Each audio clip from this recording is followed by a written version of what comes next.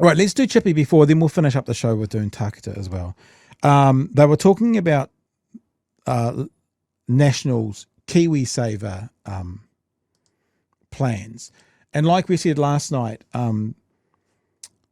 Labor's not necessarily not a fan of the idea of lie down. Just stay there. Stop freaking out. There's no one home.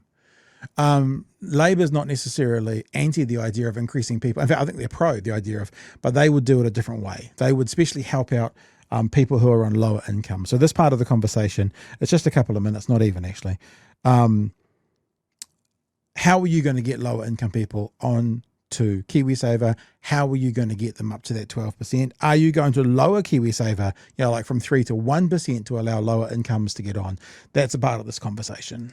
So when you talk about the 3% being too much for some people at the moment, would you look at lowering that? No, I think we've got to look at how we can get low-income workers into Kiwisaver. So in Australia, which the Prime Minister compares, his changes to, it's actually a different situation. It's all on the employer. The employee doesn't have to stump up with half of the contributions. Is this what you're looking at? No, I'm not announcing anything. I'm saying announcing it, but I'm asking if you're looking at it. He does.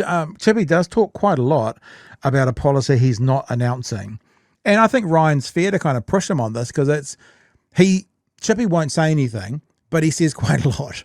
I don't know if it's good or bad, but yeah, and Ryan's picking up on some stuff. I don't know if it's true or not, but it's fair enough for Ryan to pick up on it because Chippy's kind of putting a bit of red meat out there. I'm saying that Christopher Luxon's comparison with Australia is a false comparison. Fair. The Australian scheme is very different to New Zealand's scheme. So for lower income workers in New Zealand, the employer should be doing the, in principle, you think should be doing the heavy lifting for them? Well, the government have announced this policy, so if you've got questions about it, then you should ask them. We haven't announced a Kiwisaver policy yet. We will do in due course, and I'm happy to answer questions on it. But they haven't done the detailed work here. Yeah, but I'm curious to know, in principle, your feeling towards about employers picking up that slack. My concern around Kiwisaver at the moment is that we've got a number of people on lower incomes, a number of self-employed people who aren't in Kiwisaver. Increasing contributions for those who are in Kiwisaver isn't going to help those people, and we do need more of a focus on them. Working for families, you're going to look at increasing that? Oh, it's not something we've considered at this point. Really? Well, I mean, it's normally the go-to for Labor. Well, we're still a year away from the election. So, but that's not. It's funny. Politicians normally say that it's not something we've considered because they don't want to talk about it. But what Chippy says here is, it's not something we've considered, because he quickly goes, maybe we'll consider it, but this is the one time when a politician says it's not something we've considered. You hear Luxon saying that all the time as a way to not answer a question, but in this instance, it's actually something they are yet to consider. For Labor. Well, we're still a year away from the election. So, but that's not on our current policy work plan. But it might be before the election, but it's not right now. Okay. Will you rule out this one? There we go. I'll play one more clip, Chewie, and that is a little bit of talk around Winston Peters actually, and is Winston Peters wanting to be kind of best friends again with Labor? The comment that Seymour made. Is he looking to be besties, old Winnie, with Labor again? Winston Peters had any chats with New Zealand First lately? Not at all, no.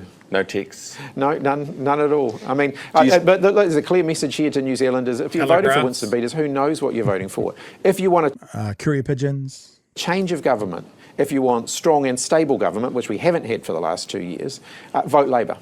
Do you still think he's racist? I think Winston Peters has a number of views that are not compatible with the sort of unified Labor that I want to bring to government. So rule him out? I've said that I'll settle all that out closer to the election. But why not just do it now? I mean, why would you work with a racist if that's what you think he is? Well, who knows whether Winston Peters will still be around at the next election? I mean, Shane Jones seems to be keen to take over New Zealand First. So, I mean, who knows what's going to happen? Oh, get him! Oh, that was so good. Who knows? I might play. Who knows if he'll be here? Yeah, I mean, I think Chippy's kind of finding his stride. And look, statistically speaking, he probably won't be around at the end of the next election cycle. I mean, honestly, what do you have to do to settle down and retire and have some quiet time? Like, honestly, I was talking to someone today and they were talking about narcissism.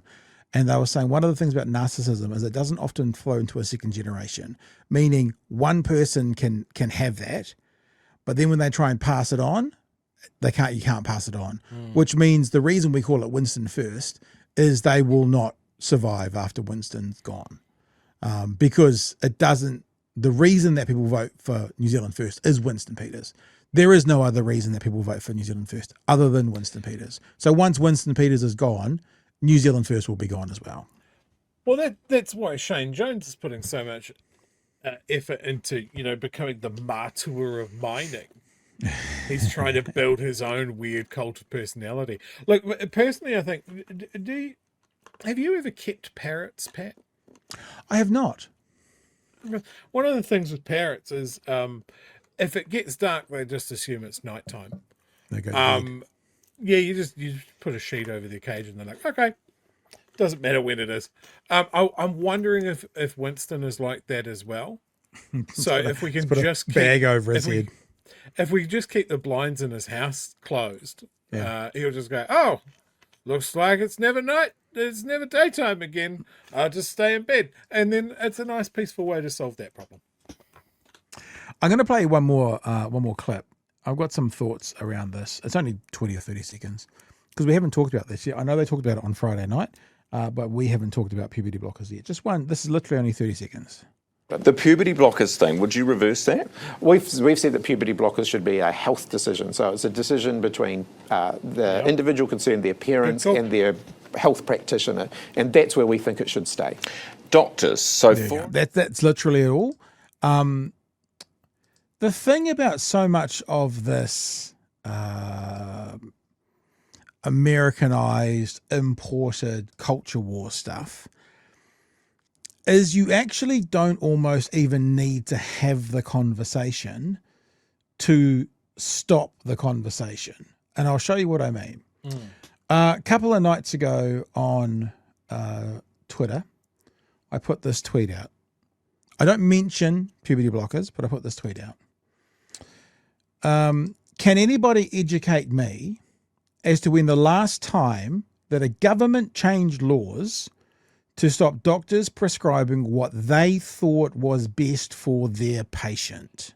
Oh, what chum did you pull up with this? Did you hear from some of the internet's worst people? Well, I heard from a lot of people saying ivermectin, COVID, and my response to several of them. Then. So my response to several of them was, show me where the government stepped in and passed laws or changed legislation or changed best advice, whatever it was, to stop doctors doing what they thought was best.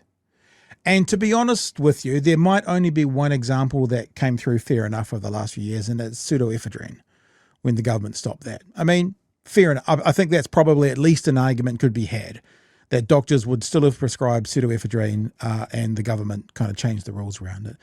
But when you're working and talking to these culture war tinfoil hat wearers, I never mentioned puberty blockers. Obviously, they came back and I got child groomer several times and various other things as well. But I think what Chippy said is correct. And what it actually does is it takes it away from ill-informed conversation as well. I'm not an expert on puberty blockers. I tend to trust the medical fraternity. Explain to me, and then on top of that, how comfortable should we be that a government steps in and says to doctors, you know that thing that you think is best practice, we don't want you doing it anymore. That's the part of this conversation that I think is most dangerous. Well, I guess, because I don't know a lot about puberty blockers, there might be some personal, medical stuff which is as important, but from the actual overall conversation, a government stopping best practice. This reeks a little bit of, in America, RFK Jr. taking away millions of dollars from research in helping cancer. Like some of the mRNA, I was going to say vaccines, mRNA medications they were working on, they said was things like cures for cancer. and Yeah, he stopped. They're And he real stopped close. it. And he stopped it. And this is not. I don't want to put it not as serious. This is not the same, but it feels like it's at least in that Venn diagram that politicians are deciding what's best for doctors to do with their patients, and that should be concerning to everybody, Chewie. This is the crazy timeline that we live on, because I mean, you mentioned the US influence when it comes to the transgender stuff. It's really coming from the UK, Yeah. and so here we have a government deciding to stick its nose into what medical professionals think is best practice, and which is researched and peer reviewed, and is something that has been just developing over the space of pretty much decades as far as how we approach this. And that has been stopped dead in its tracks because a woman made a lot of money selling books about a boy wizard, and she doesn't like it either. And J.K. Rowling has poured so much toxicity and money into this that is just flowing out of the UK and the US into social media, and that's somehow been drip fed into Winston's ears, and he's gone, there's another audience full of cookers I can speak to. That's what it's about. Yeah. I mean, for Winston, some of this stuff is looking for a constituency to vote for him. Yeah. That's what it's about. And he's found them. And at the next election, all those Freedom New Zealand, Leighton Baker, you can tell I investigate that world. All those things, they won't exist, but they'll all vote for Winston. If Winston's still around, they'll all vote for Winston.